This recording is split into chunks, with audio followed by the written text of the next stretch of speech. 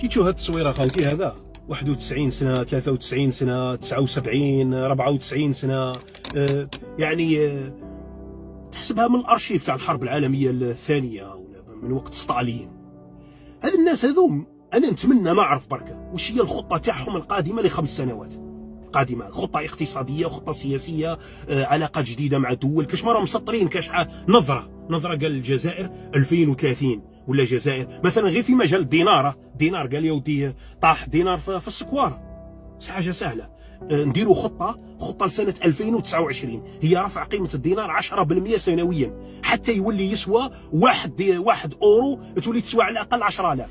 100 دينار اللي هي 10000 تولي 1 اورو تسوى 100 دينار. يولي المواطن الجزائري المرتب تاعو يعادل 500 اورو.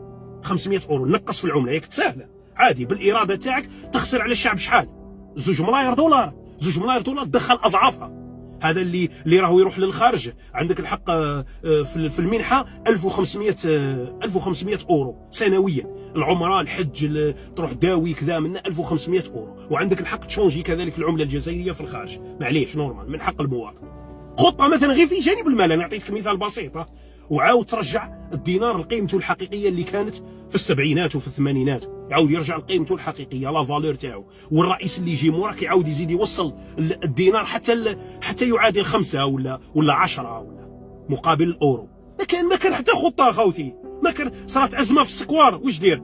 اغلق استيراد السيارات باش يعاود يرجع السكوار ينشط. يعني مافيا تدعم في مافيا، عرايا يدعموا في عرايا. ما كان لا خطه لا والو، غير في جانب الدينار فقط. في جانب الدينار راح تولي كيما موزمبيق تشري قهوه برويطه. ناس كبار خاوتي هذوم، والله هذا ما عنده لا شغف. لانه اللي يبني الجزائر اللي عنده لونفي، شغف هكذا، عنده طموح، هذا واش بقى له يطمح هذا خاوتي؟ واش بقى؟ انت لو كان عندك باباك في عمره 93 سنه تطمع فيه، انت سيد في عمره 80 سنه بالك تعيط له في التليفون ما يقدرش يسمع مليح.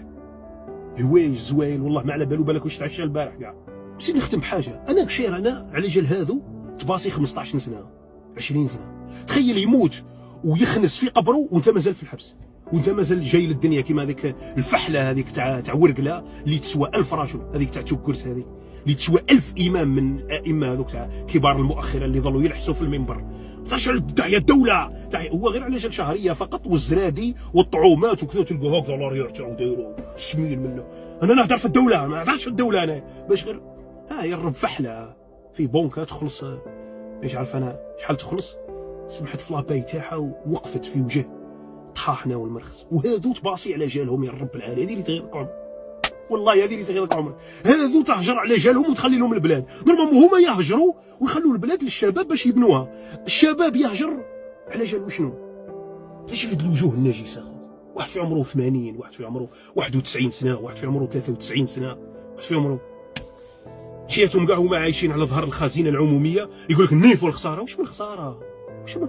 انت 60 سنه مسؤول، عمرك ما شريت بطاطا، عمرك ما شريت مقله، عمرك ما شريت درت لاشين على الحليب. حياتك كاع وانت عايش بشوفير واقامه خالصه، تريسيتي خالص، الماء خالص، الغاز خالص، سفر بي تاع الطياره وخالص، لوتيل وين تروح راك خالص، سواء مسؤول ولا متقاعد. عايشين احنا النفقه العموميه تقولي نيف والخساره. الشعب هو اللي خاسر، الشعب هو اللي خاسر من الكارثه الاقتصاديه اللي خلقتوها في البلاد. قرارات غير مدروسة، غلق، قرارات عدائية من الناس تفتح، الناس تطور، الناس تبكي على المستثمرين، الناس تبكي على رؤوس المال، الناس تحاول أنها تبراكتيسي العدالة في بلادها باش ما يخاف حتى واحد مولا شكارة ولا دراهم ولا يهرب ويخلي له. كي يهرب واحد رجل أعمال واش يخلي لك؟ يخلي لك أزمة نتاع 1000 عائلة ولا 2000 عائلة بدون عمل. ومن بعد واش هذيك ال1000 عائله واش يصراو آفات اجتماعيه، تجاره مخدرات، دعاره، مشاكل، لا مافيا منا. شوف واش كان صاد عليك هذا رجل اعمال واحد فقط، وانتم شوفوا رؤوس الاموال اللي هربتوهم، لانك ماكش متضرر كما قلت النيف والخساره. انت عايش في كلوب دي با بيان سور.